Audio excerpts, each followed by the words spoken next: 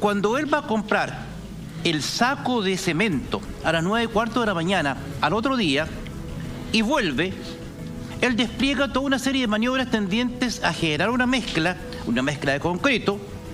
Eso requiere arena, agua, mover la mezcla y desplazar una gran cantidad de peso, que él solo no podía hacerlo.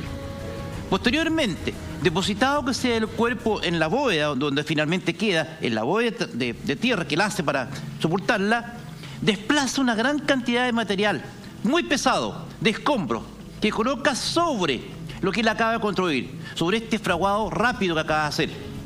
Y esto es imposible que lo haga un solo hombre, por la cantidad de hecho en la bodega para sacar los escombros que cubrían el lugar donde se encontraba Fernanda. Se requirió la comparecencia de una serie de policías, de varios policías varones, para desplazar ese material. Eso un solo hombre no lo puede hacer. Y además, las características de la mezcla, él hizo un fraguado rápido, de forma tal que pudiera esa mezcla recién hecha soportar el peso de todo el material de escombros que lo colocó arriba. Eso requiere conocimientos técnicos específicos de albañilería, que él no poseía. Todo aquello indica la comparecencia de terceros que conspiraron derechamente para asegurar el resultado criminal. ¿Y por qué esos terceros todavía no han sido detenidos, si es que existen efectivamente? ¿Por qué no se sabe nada? Claro. Porque ha pasado 1 año, 4 meses, tenemos solo a Felipe Rojas formalizado, pero si hay otra persona involucrada, ¿dónde está? Él o más personas involucradas, porque hay varias cosas que no sabemos. Felipe actuó por iniciativa propia, el móvil fue un tema entre Fernanda y él, o hay terceros que tomaron alguna decisión que él ejecutó. Segunda pregunta, si hay terceros, ¿quiénes están ordenando que Felipe haya actuado como actuó? Otra pregunta, estos terceros, ¿quién conoce su identidad? ¿Actuaron bajo las órdenes de Felipe o actuaron bajo las órdenes de otra persona que los está protegiendo? Aldo, perdón, pasaron 500 días para que el señor Rojas, para que Felipe Rojas cayera detenido, fuera imputado y formalizado. Se sabía hace mucho tiempo que Rojas tenía participación en los hechos, sin embargo se dejó pasar mucho tiempo. ¿Puede ser que esta sea una especie de estrategia de la Fiscalía de sabemos quiénes son, pero no los imputemos porque necesitamos más datos, necesitamos más pruebas, más argumentos? Puede que sepan quiénes están metidos, pero están esperando el momento exacto para poder detenerlos. ¿Tendremos que esperar 500 días más para que estas personas caigan? Lo que pasa es que la Fiscalía tiene un doble trabajo. Tiene que investigar, pero mucho más importante que eso, junto con investigar, tiene que probar. Y tiene que probar ante un juez. Entonces, si yo tengo un sospechoso e inmediatamente lo imputo y le digo, le coloco el dedo sobre él y le digo, señor, yo a usted lo acuso del crimen de Fernanda Maciel, esa persona inmediatamente tiene el derecho jurídico de acogerse a guardar silencio. Contrata un abogado y dice, señor, a partir de ahora yo guardo silencio. Puede hacer dos cosas. Puede hacer dos cosas. O guarda silencio, o toma un pasaje aéreo antes de que me formalicen y no lo vemos nunca más. Es que es el temor que tengo yo, que en el fondo, si hay más involucrados, han pasado 500 días, ven que acaba de caer Felipe Rojas, que perfectamente puedan cruzar a un país vecino. Okay. Y hasta ahí llegaríamos en cuanto a la investigación y a poder pillarlo. En cuanto a los eventualmente cómplices o potencialmente coautores, dependiendo de cada participación. Por lo tanto, la gente ha dicho, pero ¿cómo antes no lo hicieron? Porque es una estrategia procesal de la Fiscalía. Lo puso como testigo para poder investigarlo, porque como diputado el tipo podía haber guardado silencio. Ahora, tú, Carlos, como con tu experiencia de científico forense, ¿tú crees efectivamente que acá no actuó solo una persona? Bueno, acá, tal como tú dices, ya hablando del punto de vista científico, Aldo habló del punto de vista legal. Hay que verificar las medios de prueba. Todavía estoy analizando, sí, ya tengo acceso a la carpeta investigativa por fin. Entonces estamos con Pedro analizando todas las posibles aristas que pueda tener este caso, posibles evidencias que vayan apareciendo y por supuesto apoyar todo esto, tal como lo decía Aldo. Ahora hay que probar el delito. Claro. Y esa es la parte más compleja. Y ahí es clave tu trabajo, Carlos, o el de tus colegas, científicos forenses o científicos criminalísticos, porque el lugar de los hechos es clave, el sitio del suceso. Sitio del suceso que, dicho sea de paso, hasta ayer estaba acordonado todavía, o sea, no se puede ir al sitio del suceso. ¿Se puede después de tanto tiempo recoger evidencia que a ustedes les permita linkear o anexar a otras personas además de Felipe Rojas? Es que acá viene la segunda parte. Yo siempre he hablado que hay que dar varias batallas para ganar la guerra en este caso puntual. La primera batalla era encontrar a Fernanda, la encontramos, ganamos la primera guerra. La segunda batalla, perdón, era encontrar al sospechoso por parte de la familia, que estaba hablando. Se encontró, ya hay un imputado y la persona está en prisión preventiva, se gana esta segunda batalla. Entonces ahora viene la tercera batalla, que es la batalla final, que es el juicio oral. Entonces ahora es donde todos los esfuerzos tenemos que concentrarlos y poder presentar todos estos medios de prueba, apoyar a la fiscalía, apoyar a las policías, tal como lo he dicho desde un principio. Esto no es minuto para ver responsabilidades aún.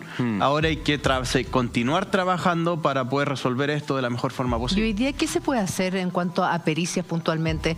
Porque la bodega, que es el sitio del suceso, según tenemos entendido, ha sido tremendamente manoseado. O sea, son 500 días en que entró, salió gente, hubo investigadores, hubo excavaciones sin ningún tipo de resultado exitoso. Hoy, ¿se puede encontrar algo en la bodega? ¿Algo que nos diga si es que Felipe Rojas actuó solo, por ejemplo? Siempre uno tiene una vez para hacer las cosas. La primera vez siempre es fundamental en este caso del trabajo en el crimen.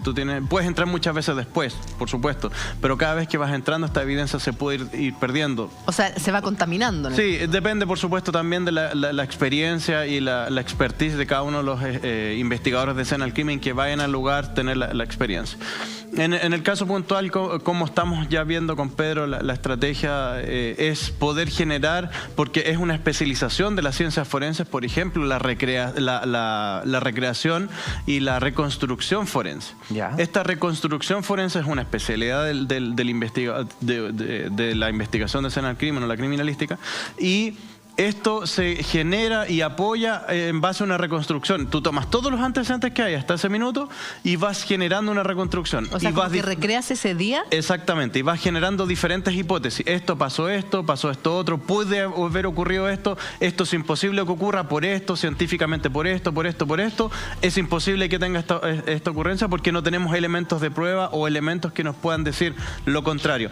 Entonces es un estudio completo de todos los antecedentes que existen y se genera esta especie de reconstrucción, y esa reconstrucción por supuesto puede incorporar animación en 3 dimensiones, animación de diferentes tipos para apoyar pero básicamente el análisis reconstructivo forense se hace en base a documentos, incluso no es necesario ir a la escena del crimen. No es necesario, es solo a partir de documentos, pero por ejemplo sería importante recuperar el celular de Fernanda. ¿Por qué te lo pregunto? Porque ahí estarían sus últimas conversaciones que sostuvo ese día sábado antes de desaparecer alrededor de las 5:30 de la tarde. Claro, por supuesto, entre más evidencias tengas, por supuesto, siempre es mejor. Pero en el caso de la reconstrucción forense como especialidad, se usa mucho, incluso en cold case en Estados Unidos, tú tienes casos de 20, 30 años que ya ocurrieron, por supuesto la escena del crimen ya no es lo mismo, o muchas veces no existe, entonces generas esta reconstrucción para saber cuáles fueron las posibles hipótesis, cuáles fueron las posibles circunstancias en que ocurrieron los hechos. Esta reconstrucción forense, Carlos, no tiene nada que ver con una reconstitución de escena, no, que es una figura que nosotros conocemos, que hemos visto en los medios, etcétera, etcétera. ¿De qué se trata? ¿Qué diferencias tiene una con otra? ¿O de qué nos podría decir respecto a esta comparación? Sí, ¿Se debiese hacer una reconstitución de escena? La también? reconstitución de escena muchas veces, ahí seguramente me va a corregir, puede ser hecha por los jueces o por los fiscales o las partes intervinientes, incluidos los imputados, los testigos, y uno en el lugar, tanto el fiscal o el juez, va entendiendo si realmente esa declaración, esa evidencia testimonial que hemos hablado antes, tiene una relación real con lo que realmente son los hechos. Entonces el testigo dice, yo estaba localizado en esta ubicación y yo vi esto. Y ahí el juez o el fiscal puede ver, o el defensor también si participa, puede ver si realmente la visión de esa persona es...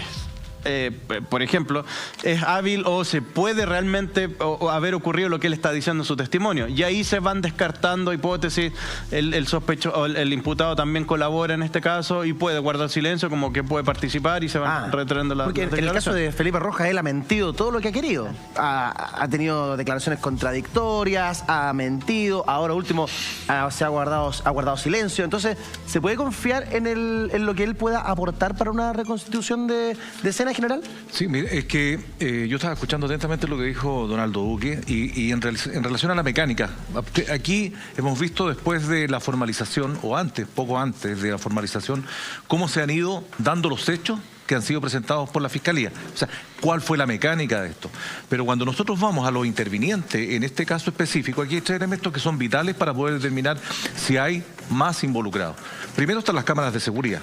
Ya tenemos antecedentes de que hablan de algunas personas que habrían ingresado o salido en los tiempos inmediatos a la ocurrencia del hecho. Eso es lo que hemos visto en la prensa. Sí. Segundo, están las declaraciones. Y tercero está la evidencia. Si unimos estos 3 elementos, nos podrían reafirmar o descartar la presencia de otros implicados en el caso. Yo creo que la Fiscalía en estos 120 días está abocada primero a afianzar el proceso que ya tiene instaurado en tabla, que es la formalización de Felipe Rojas, pero también está tratando de determinar si existe o no otro responsable. Y por eso que es vital lo que dice Carlos. Para poder reconfigurar y rearmar este puzzle es importante, yo creo que la Fiscalía así lo va a hacer con el equipo investigador, poder colocar a cada personaje en cada minuto de la escena. ¿Por qué? Porque ahí nos va a faltar, si es que es así, una pieza. Por ejemplo, estas personas que supuestamente ingresaron o salieron, porque nos lleva inmediatamente a determinar quiénes son. Y cuando nosotros llegamos a identificar quiénes son, tendrán que dar cuenta cuál es el motivo que estaban... ¿Cómo se puede lograr eso? Porque no podemos esperar que una persona haga una declaración contando lo que sucedió como pasó con la ex polola para tomar detenido a un segundo o un tercer involucrado. ¿De qué forma se puede llegar a cerrar ese círculo y finalmente allanar su casa, encontrar las evidencias antes que vaya deshaciéndose de ella? El primer elemento, las cámaras de seguridad. Las cámaras de seguridad ¿sí? te dan cuenta físicamente, si es que es así, de que alguien ingresó o salió. Pero general, esas cámaras de seguridad ya existían hace varios meses, sí. en donde se veía a Felipe Rojas y nunca fue tomado detenido. Entonces, tampoco podemos esperar que por las cámaras van a tomar detenido a la segunda persona que entró. Claro. Además que no sé si es tan reconocible o no, porque no hemos tenido acceso a ese video. Ese video ha sido uno de los pocos que no se ha mostrado a la prensa. Y en ese sentido, Aldo, ¿usted cree que la fiscal Vara vaya a determinar que se haga una reconstitución de escena a partir de que la autopsia de Fernanda ya se sabe cómo y de qué falleció? A ver, aquí aclaremos varias cosas. Primero, la gente dice, pero ¿cómo es posible? ¿Cómo se le va a creer a este hombre que ha mentido como ha querido? Sí. Bueno, él está ejerciendo su derecho. Si mentir es un derecho también. El imputado no está obligado a decir la verdad.